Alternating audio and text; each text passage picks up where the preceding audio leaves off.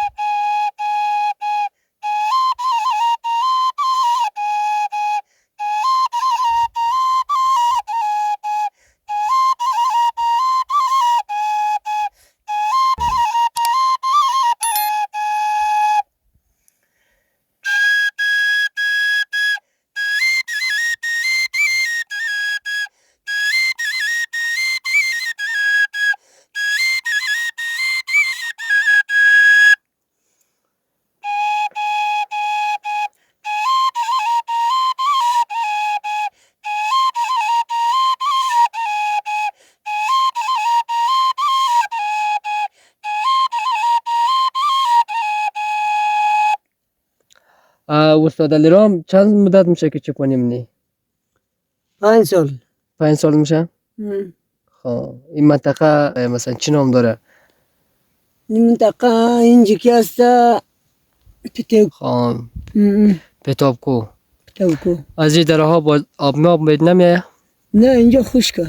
خب دمیزه منطقه ورس شما ورس نه؟ شما 5 سال میشه که چپانی منی نه؟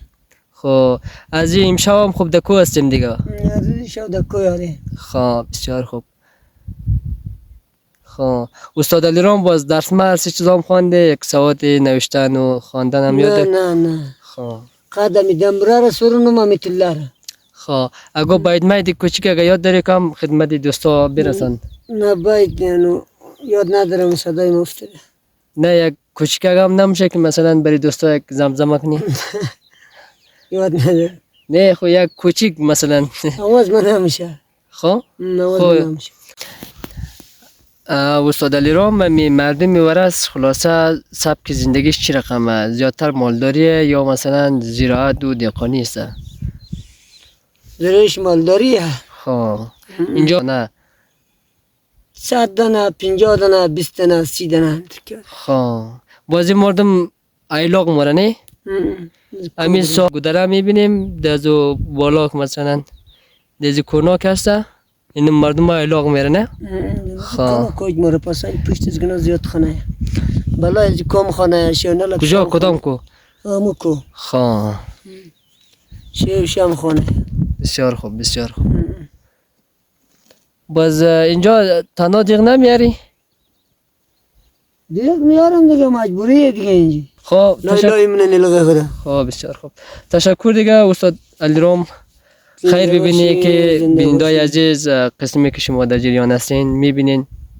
ما امروز آمدیم در قسمت های ورس میبینیم که مردم به چه سبک زندگی میکنه. اینا واقعا چه هنرمندای خیلی خوبی هست که افغانستان هست که مثلا اینا در رو آورده مثلا به دهقانی یا مثلا به چپانی اینا نمیتونه که مثلا از هنر خود نان بخوره. اینا استعدادهایی هست که خلاصه نامگوم و شما هم که میبینین ما فعلا امکانات خوبی نداریم مثلا از قبیل مایک و چیزا شاید صدا به طور درست بر شما نرسه. از این خاطر از ما معذرت میخواهیم. دوستای عزیز جور و صحتمند باشین.